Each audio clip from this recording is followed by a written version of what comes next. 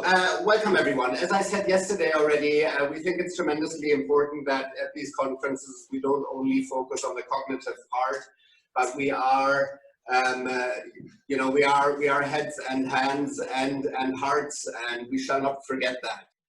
And I'm tremendously happy that we have two fantastic speakers. They're very different. Their paths of life are different, but they both have very powerful stories to tell. The floor is yours.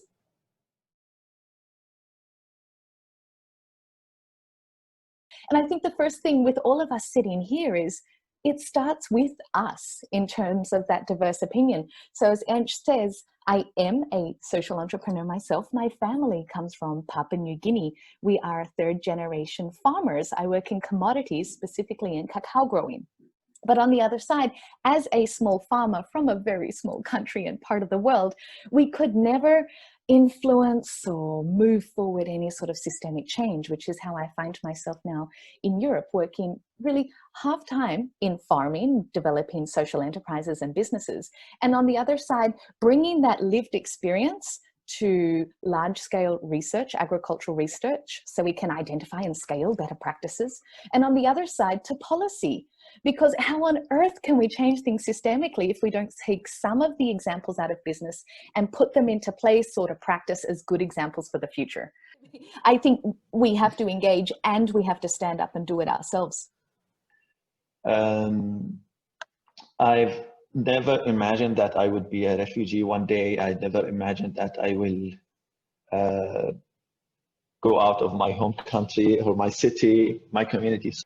As I mentioned, like, you have a community, you have friends, you have a network, you have started very early in working. Like, at the same time, you wake up one day and you find everything, you have lost everything, and you need to run away to find a safe place, a shelter, like sensitive or not sensitive.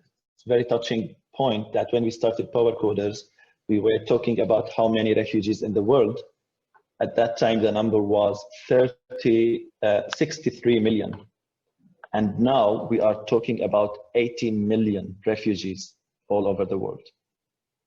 So around 20 more million refugees in about 3 years. This is a very sad fact. Now we are talking about, most of these people are not only as maybe labeled in some media channels, or most of them are highly qualified, are university students who couldn't actually continue their education. They are doctors, they are engineers, they are students in schools, and so on. And out of a sudden, they have to leave everything and restart their life from scratch.